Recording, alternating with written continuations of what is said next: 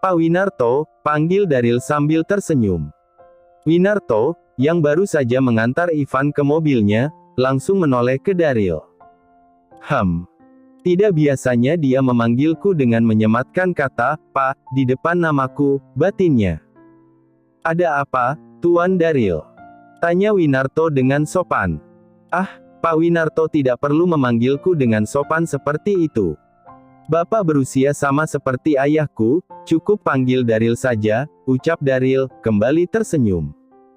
Winarto sedikit terkejut mendengar itu. Dia merasa aneh dengan sikap sopan yang ditunjukkan Daryl. Dia pun tiba-tiba teringat pesan Ivan yang ingin menendang keluarga Mahendra dari pemegang saham di hotel ini. Winarto langsung menebak jika alasan Daryl bersikap sopan ada kaitannya dengan permintaan Ivan. Baiklah, jadi apa yang bisa aku bantu? Tanya Winarto. Daryl kembali tersenyum, lalu merangkul pundak Winarto. Begini, Pak Winarto, karena sesuatu hal, aku baru saja terlibat sedikit masalah dengan Ivan dari keluarga Barata. Aku harap Pak Winarto bisa membantuku menyelesaikan kesalahpahaman yang terjadi antara aku dan Ivan, jelas Daryl. Dugaan Winarto benar. Karena status keluarga Mahendra masih sebagai pemegang saham hotel ini, dia pun menerima permintaan Daryl. Anda tenang saja, aku akan membantu Anda, jawab Winarto. Daryl menepuk-nepuk lembut pundak Winarto. Dia tahu Winarto adalah orang yang bisa diandalkan. Tak sekalipun Winarto berani menegurnya, walaupun ia terus berbuat onar di hotel itu. Karena itulah, dia meminta Winarto untuk menyelesaikan masalah ini. Terima kasih atas bantuanmu. Aku akan meminta ayahku untuk memperhatikanmu di masa depan, ucap Daryl sambil tertawa. Setelah menyampaikan permintaannya, dia pun pergi meninggalkan hotel itu bersama Yanto. Begitu mobil Daryl meninggalkan hotel, Winarto langsung mengambil ponselnya dan menghubungi ayah Ivan, yang bernama Gunadi Barata. Halo, Winarto, sapa Gunadi. Halo, Tuan Gunadi. Sebelumnya, maaf karena aku mengganggu waktu Anda, balas Winarto dengan sopan. Hahaha, tidak apa-apa. Aku juga sedang tidak sibuk. Jadi, ada apa kamu menghubungiku? Tanya Gunadi. Aku bermaksud menyampaikan pesan dari Tuan Ivan kepada Anda. Pesan dari Ivan. Gunadi sangat kebingungan ketika mendengar ini. Putranya bisa langsung menghubunginya, jadi sangat aneh jika putranya meminta Winarto untuk menyampaikan pesan kepadanya. Ya, Tuan. Sebelum pulang tadi, Tuan Ivan berpesan agar keluarga Mahendra dikeluarkan sebagai pemilik saham hotel ini, jelas Winarto. Ini menarik. Apakah kamu tahu alasan mengapa Ivan ingin mengeluarkan keluarga Mahendra? Tanya Gunadi. Aku tidak tahu pasti mengenai hal itu, tapi aku menduga ini ada hubungannya dengan tuan muda dari keluarga Mahendra yang bernama Daryl. Daryl? Tanya Gunadi lagi, dia benar-benar merasa asing dengan nama yang baru saja Winarto sebutkan. Ya, Tuan. Jika tidak keberatan, aku akan sedikit menjelaskan tentang kelakuan Daryl di hotel ini, kata Winarto.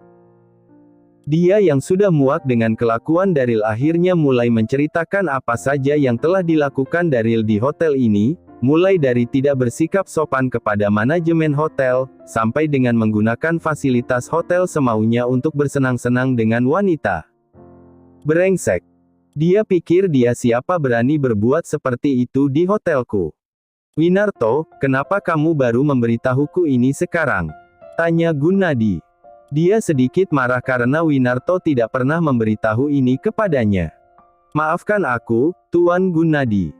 Posisiku tidak begitu bagus jika harus berurusan dengan keluarga Mahendra. Aku baru berani menyampaikan ini setelah Tuan Ivan ingin mengeluarkan keluarga Mahendra, jawab Winarto. Aku rasa kamu benar. Mungkin karena itulah putraku memintamu menyampaikan hal ini kepadaku. Itu karena kamu lebih mengetahui watak Daryl daripada putraku, kata Gunadi.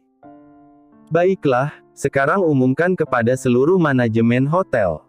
Mulai detik ini, keluarga Mahendra bukan lagi pemilik saham di hotel milikku. Jika dia berani berbuat onar di tempatku, kalian bisa menindak dia sesuai peraturan yang berlaku. Aku sendiri yang akan menyuruh keluarga Mahendra untuk melepaskan saham mereka di hotelku, tegas Gunadi. Siap, Tuan Gunadi, jawab Winarto, mengakhiri pembicaraan mereka. Setelah menutup telepon, Winarto meminta salah satu karyawannya untuk mengumpulkan semua orang di ruang rapat.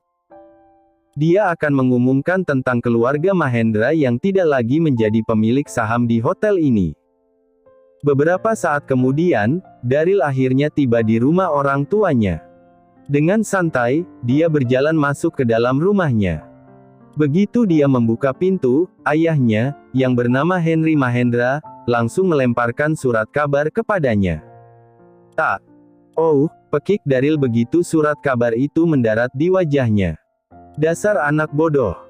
Kamu benar-benar sudah membuatku malu.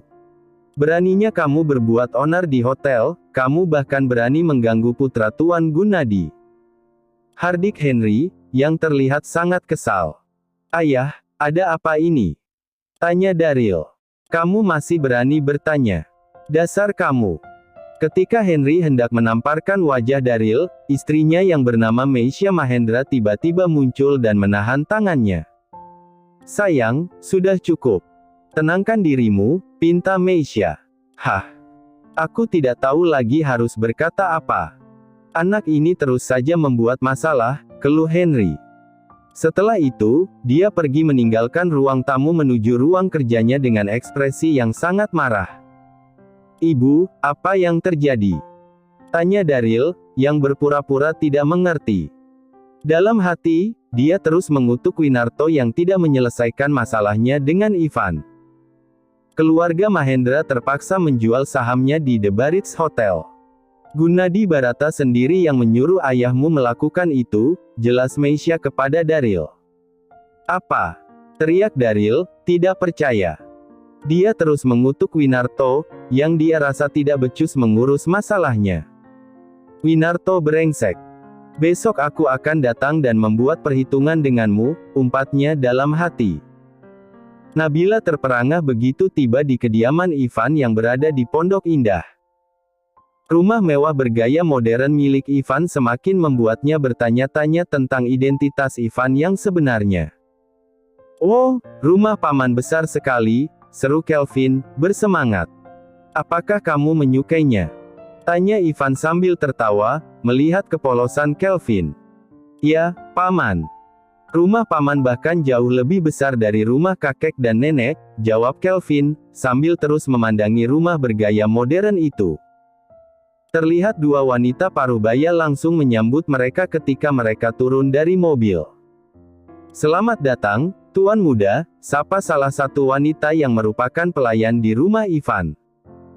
Terima kasih, Bi Tuti, dan Bi Inah, balas Ivan sambil tersenyum. Dia lalu mengenalkan Kelvin dan Nabila ke mereka. Anak yang lucu ini bernama Kelvin, dan wanita cantik ini adalah Nabila, ibu dari Kelvin, ucap Ivan saat memperkenalkan Nabila dan Kelvin. Salam kenal, Nona Nabila dan Kelvin. Kami berdua adalah pelayan Tuan Muda Ivan, kata Tuti dengan sopan. Salam kenal, Bibi, jawab Nabila dengan sopan. Mereka berdua akan makan malam bersama aku, jadi tolong hidangkan masakan yang enak, andalan Bi Tuti dan Bi Inah, jelas Ivan. Oh, tentu saja, Tuan Muda. Serahkan itu kepada kami, balas Inah. Ivan tersenyum, lalu menoleh ke Kelvin yang terus memegang tangannya. Kelvin, paman akan menunjukkan sesuatu yang bagus kepadamu, seru Ivan dengan semangat. Benarkah, paman? Tentu saja. Pegang tanganku dengan erat, kita akan berlari ke ruangan rahasiaku, ucap Ivan bersemangat. Oke, paman. Seru Kelvin.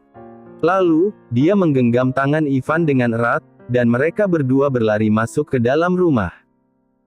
Tunggu, teriak Nabila memanggil Ivan dan Kelvin, tapi sia-sia, mereka berdua sudah pergi menjauh dari tempatnya.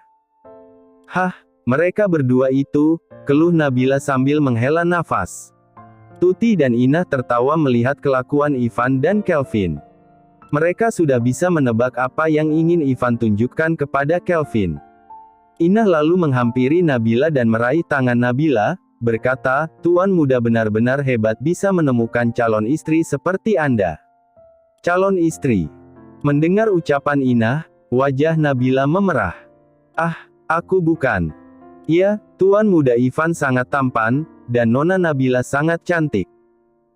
Kalian berdua akan menjadi pasangan yang serasi," ucap Tuti yang ikut memuji kecantikan Nabila. Wajah Nabila semakin memerah.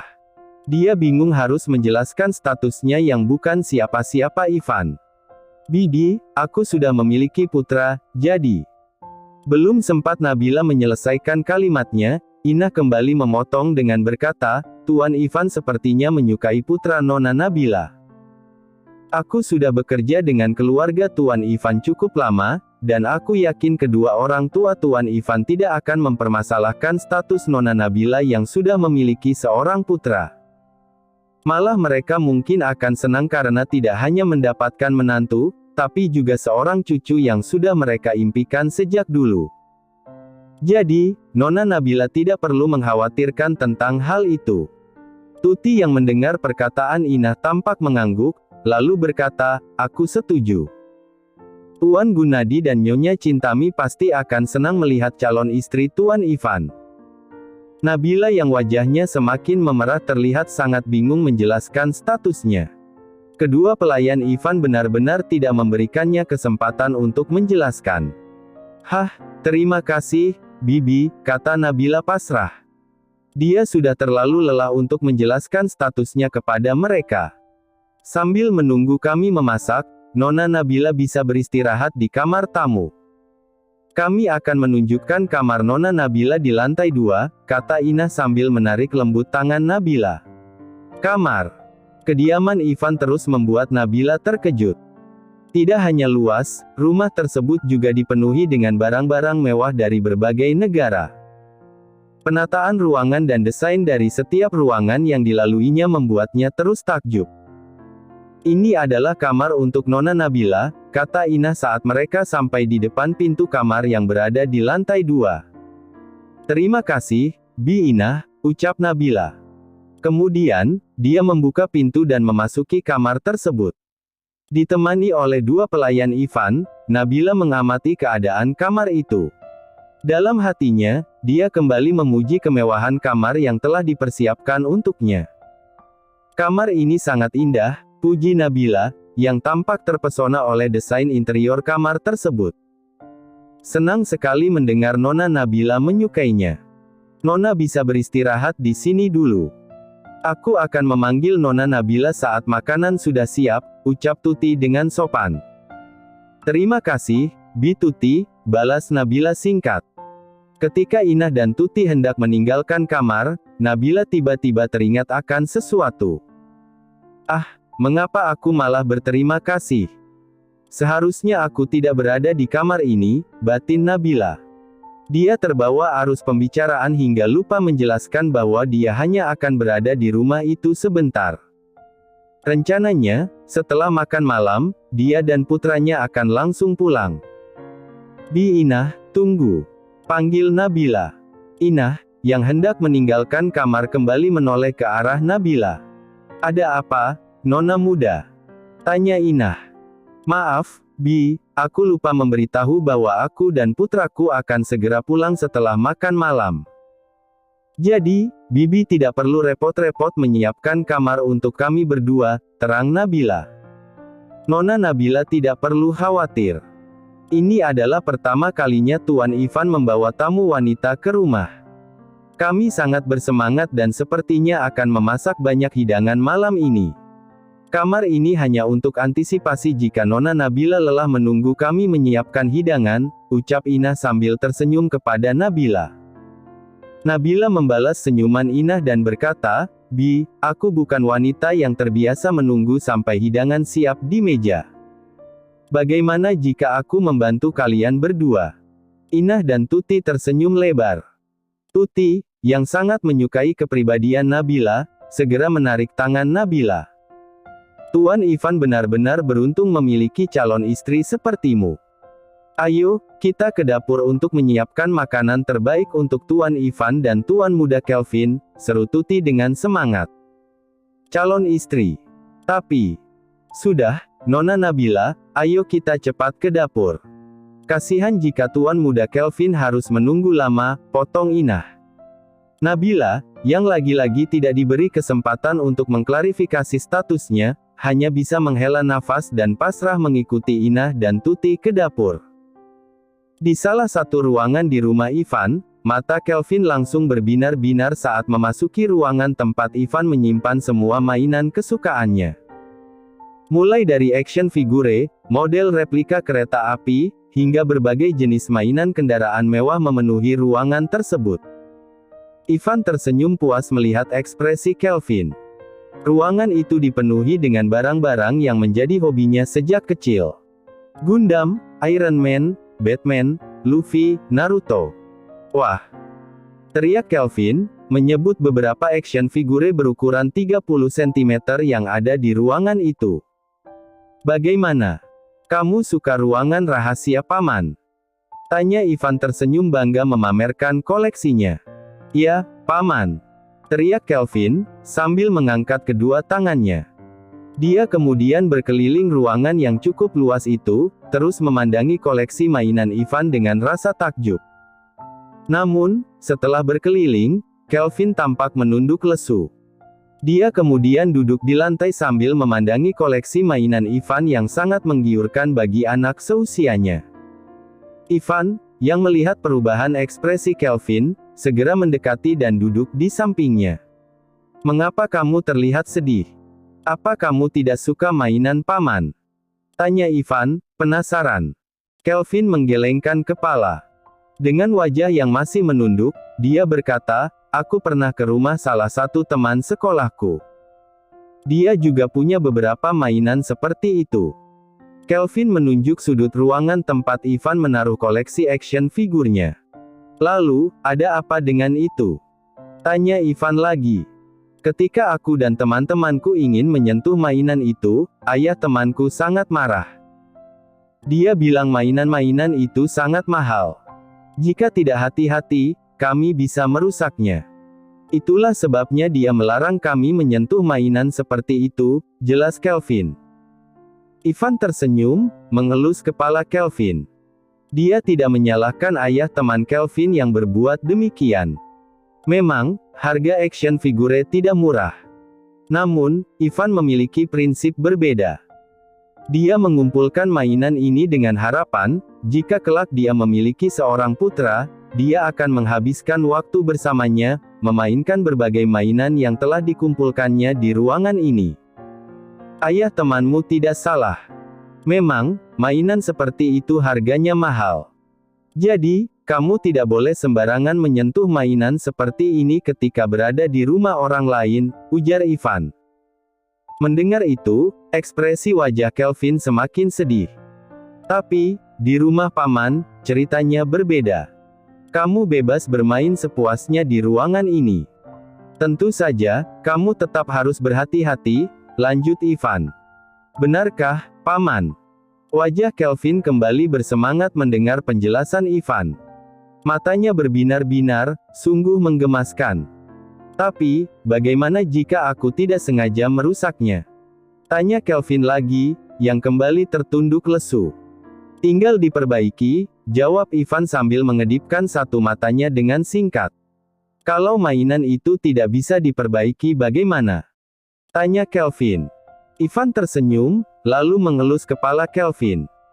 Kalau begitu, sudah saatnya mainan yang rusak itu diganti, jawabnya sambil terus mengusap kepala Kelvin.